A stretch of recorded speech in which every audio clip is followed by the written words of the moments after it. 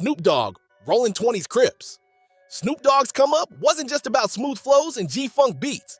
It was shaped by the streets of Long Beach, a city where the Crips had already carved their name into every block. Born Calvin Broadus Jr. in 1971. By the time he hit high school, he was already running with the Rollin 20 Crips, a set under the larger Crip umbrella that had been born in Los Angeles in the late 1960s. Unlike the more aggressive Hoover Criminals or the huge Rollin 60s, the Rollin 20s were known for holding Long Beach down. Snoop has never really hidden it.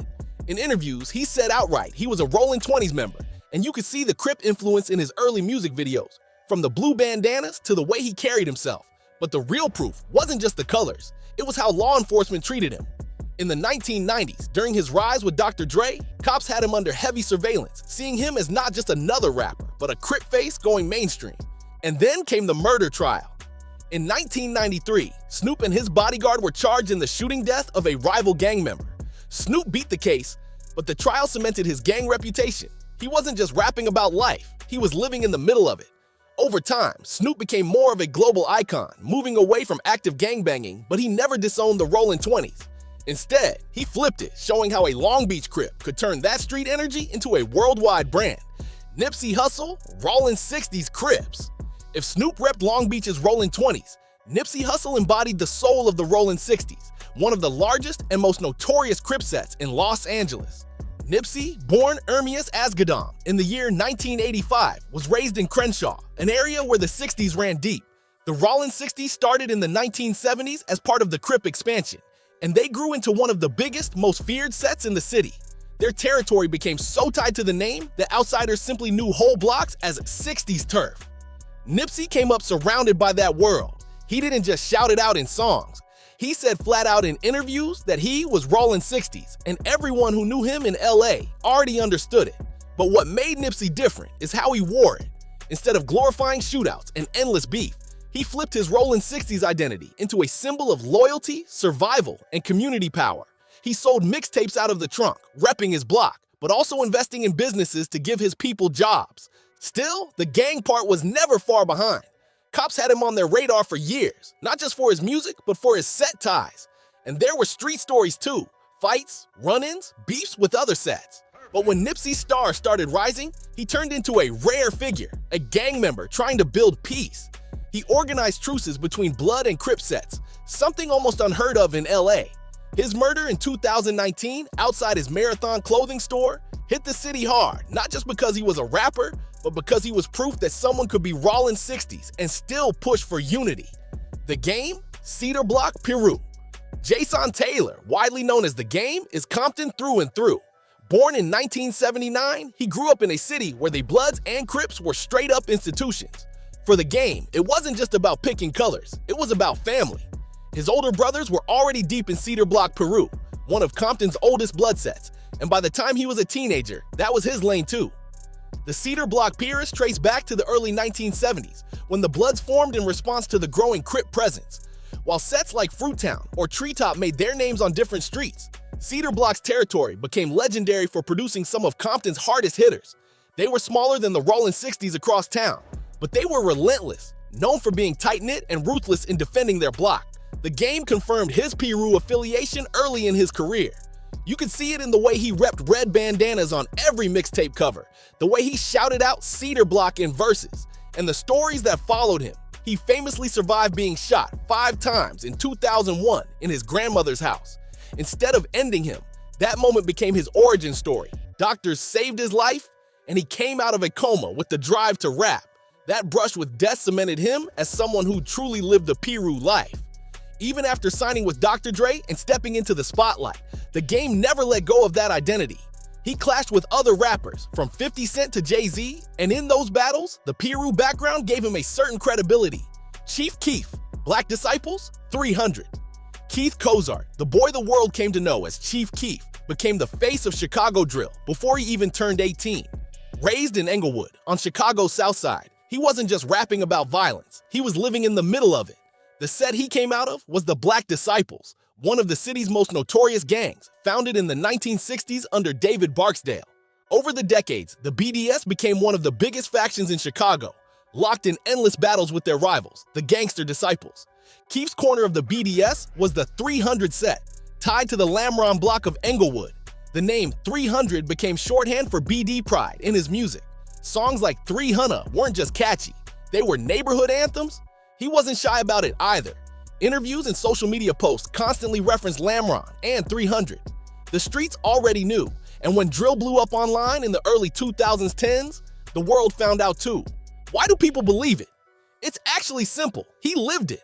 As a teenager, Keef was arrested for firing a gun at police. He spent time under house arrest, shooting music videos in his grandmother's living room. That raw authenticity gave his music its edge, but it also made him a lightning rod for criticism. Authorities saw him as the poster child for gang violence, while fans saw him as proof that drill was real. King Von, O Block, Black Disciples. Davon Bennett, the world knew him as King Von, but in Chicago, his name rang out for another reason. O Block. Born in 1994, Von was raised in Parkway Gardens, a housing project on 64th and King Drive that became ground zero for the Black Disciples. Unlike Chief Keef's broader 300 Lamron set, Von's BD ties were laser-focused on O Block, a territory so notorious that the city and the news media knew it by that nickname. The Black Disciples were founded in the 1960s under David Barksdale, and over decades, they grew into one of Chicago's most powerful gangs. O Block became one of their strongest BD strongholds, known for violent wars with gangster disciples across the South Side. By the time Von came of age, that war wasn't abstract, it was daily life. Von never denied his affiliation. He rapped about O Block constantly, and his storytelling style made those songs feel like case files. Tracks like Crazy Story didn't just sound gritty, they were so specific that police openly admitted they monitored him through his lyrics. In interviews, he spoke about catching charges, beating cases, and serving time, all tied to the streets. The stories that follow Von are heavy. He was arrested multiple times, including for a 2014 murder case that was later dropped when witnesses refused to testify. On social media, he clashed with GD-affiliated rappers, carrying the BDGD war into the internet era. His life ended in 2020 in Atlanta when he was shot outside a nightclub. For his fans, it felt like Von lived exactly the life he rapped about: intense, violent, and unescapable. If Chief Keef was the face of the drill, King Von was the reporter on the ground, chronicling O Block with brutal honesty. 6ix9ine, 9 Trey Gangsta Bloods. Daniel Hernandez, aka Tekashi 6ix9ine, wasn't raised in the projects of Chicago or the blocks of Compton. He came from Bushwick, Brooklyn, with Mexican and Puerto Rican roots. At first, he was just another kid trying to break into rap, but by 2017, he became infamous. Rainbow hair, face tattoos, and screaming hooks that matched his chaotic image. What made him truly stand out, though, was his alleged gang backing. The 9 Trey Gangsta Bloods trace back to the East Coast in the early 1990s, a faction of the Bloods that grew strong inside New York prisons before spilling onto the streets.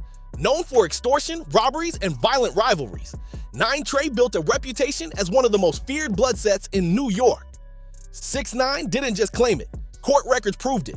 In 2018, federal prosecutors hit him and several 9 Trey members with RICO charges, citing shootings, armed robberies, and drug deals. In testimony, 6ix9ine admitted he had joined 9 Trey, paying members for protection while they used his fame to bankroll the set. After an arrest, 6ix9ine flipped, testifying against his former allies in court. His cooperation sent several 9 Trey leaders to prison, but it also branded him forever as a snitch in the rap world. He came out of prison in 2020 still trolling, still making music, but carrying the weight of one of rap's most dramatic gang collapses. When someone like Nipsey tried to elevate his set, 6ix9ine exposed his own, and the fallout still haunts him. Bobby Shmurda, GS9/G Stone Crips. Aquill Pollard, better known as Bobby Shmurda, came out of East Flatbush, Brooklyn, where the G Stone Crips, GS9, held territory. Unlike the massive blood presence in the Bronx, Brooklyn was heavy with Crip sets, and GS9 was one of the most visible. The Crips started in Los Angeles, but by the 1990s, they had strong roots in New York, splitting into local sets like G-Stone. GS9 wasn't just Bobby's rap crew. Prosecutors argued it was a gang tied to shootings, drug dealing, and turf battles. The link wasn't just lyrical. In late 2014, the NYPD raided Quad Studios in Manhattan and arrested Bobby, Rowdy Rebel, and more than a dozen GS9 members. The indictment accused them of 21 shootings, narcotics trafficking, and carrying out gang orders. Bobby himself pled guilty to conspiracy and weapons charges, taking a 7-year sentence. The stories about Bobby's GS9 days became urban legend. Cops allege he rapped about real shootings, using songs as thinly veiled confessions. His decision to take a heavier sentence so Rowdy Rebel would serve less time only boosted his reputation. Fivio Foreign, Wu Alliance. Maxie Lee Riles III, also known as Fivio Foreign, is one of the loudest voices keeping Brooklyn drill alive after Pop Smoke's passing. Born in 1990, he grew up in East Flatbush, Brooklyn, and like many artists from that borough, his story is tied to the Wu Alliance. Unlike a single set, Wu is more of a collective identity rooted in Crip affiliations, particularly G-Stone Crips, but it also grew into a cultural brand.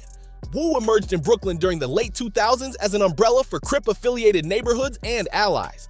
They stood in opposition to the Cho, often blood-aligned crews. By the time drill exploded, Wu versus Cho was as much a part of the music as it was the streets, with lyrics and videos doubling as coded statements in ongoing conflicts. Fivio confirmed his Wu identity in multiple interviews, often saying outright, "I'm Wu." He wore the blue, threw Crip hand signs, and surrounded himself with Wu affiliates. Even after Pop Smoke's death, he positioned himself as the flag bearer of the Wu movement, keeping that identity at the center of his career. Fivio himself has spoken about being targeted by police simply for being associated with Wu. But unlike others, he's managed to turn that notoriety into leverage, using Wu as a cultural identity that stretches beyond the gang wars. Today, Wu in his music is both a rallying cry and a brand, giving Crip-rooted Brooklyn culture a global platform. Cardi B, Bloods, Brimset. Cardi B was born Belcalis Almanzar. She grew up in the Bronx and Washington Heights, and long before she became a Grammy-winning rap star, she was already deep in New York street culture. Cardi has openly admitted that as a teenager, she was a Blood, tied to the Brimset, one of the most visible Blood factions in New York. The Brims originated on the West Coast as part of the Blood family, but eventually spread to the East Coast in the 1990s. Known for their presence in the Bronx and Harlem, the Brims became synonymous with red flags, aggressive recruitment, and a strong female presence in their ranks compared to other sets. Cardi herself confirmed her affiliation in a 2018 GQ interview, saying she joined the Bloods at 16 and stayed involved for years. She's also been seen throwing up blood hand signs, referencing her set and lyrics, and associating with known Brim members. Unlike many rappers, she didn't dance around it. She embraced her past while warning younger fans not to follow in her footsteps. Herbo, NLMB, No Limit Muskegon Boys. Herbo, real name? Herbert Wright III, comes from Chicago's East Side, a place where gang lines run deep and violent. But unlike Chief Keef or King Von, who were tied directly to the Black Disciples, Herbo is connected to NLMB, No Limit Muskegon Boys. What makes NLMB stand out is that it's less of a formal gang and more of a hybrid crew, rooted in both GD and BD heritage. Members often describe it as a brotherhood rather than a gang, though police label it differently. NLMB formed when the No Limit faction of the Vice Lords linked with a Muskegon-based crew. Their territory on the east side gave them a unique identity separate from O-Block or STL. Unlike the rigid BD versus GD split that dominates much of Chicago, NLMB blurred the lines, focusing more on loyalty and survival than traditional gang politics. Herbo has confirmed his NLMB ties many times, saying, "I'm NLMB for life." His lyrics are filled with references to his crew, and his mixtapes often double as love letters to his block. Unlike some drill rappers who use gang ties purely for shock value, Herbo often frames NLMB as a family bond that shaped him. Young Thug, YSL, Young Slime Life, alleged blood set. Jeffrey Williams, known worldwide as Young Thug, is one of Atlanta's most eccentric and influential rappers. From his high-pitched delivery to his gender-bending fashion, Thugger built his career by rewriting the rules. But behind the music, prosecutors say he was also the leader of YSL, Young Slime Life, a group they allege functions as a blood-affiliated street gang in Atlanta. YSL was formed in the 2010s around Thug's Cleveland Avenue neighborhood. The name was originally tied to music, Young Stoner Life Records, his label under 300 Entertainment, but in 2022, Fulton County prosecutors indicted Thug, Gunna, and 24 others, claiming YSL wasn't just a label, but a criminal organization tied to armed robberies, shootings, and even murders. The state painted YSL as a hybrid crew, part music collective, part neighborhood gang, blood-affiliated through street alliances. But why do prosecutors present song lyrics, social media posts, and wiretaps in court, arguing Thug used his music to signal orders or boast about crimes? Thug himself has never denied being YSL, but he insists it's only a label, not a gang. Fans and critics remain split. Is YSL a criminal set or a brand the state is stretching? The 2022 RICO indictment accused YSL members of renting cars used in murders, shooting at rival gangs, and using the music industry as a front. YG Treetop Piru. Keenan Jackson, also known as YG, might be one of the clearest examples of a rapper whose music and gang life run on the same track. Born in 1990 and raised in Compton, YG wasn't trying to hide where he came from. His first big single, Toot It and Boot It, may have been a club hit, but by the time his debut album, My Crazy Life, dropped, it was clear. YG was a Treetop Piru. The Treetop Pirus are a blood set with their roots in Compton's east side. Compared to Cedar Block or Fruittown, Treetop carved its identity in the 1970s as one of the toughest Piru branches. Their name comes from a street called Treetop Avenue, and their reputation was built on loyalty and aggression. Where the Rollin 60s Crips were huge in numbers, Treetop stayed smaller and more compact, but their influence reached deep into Compton culture. YG himself confirmed his ties in interviews, saying he joined Treetop Piru in his early teens. His lyrics are soaked with Piru slang, and his public persona always leaned red, from his bandanas to his music videos. The LAPD certainly believed it too. In 2014, his studio was raided by police investigating crimes tied to his set. Guns were seized, and the headlines painted YG as not just a rapper, but a gang figure under watch. Before rap blew up, he was involved in burglaries and robberies, something he's admitted to on record.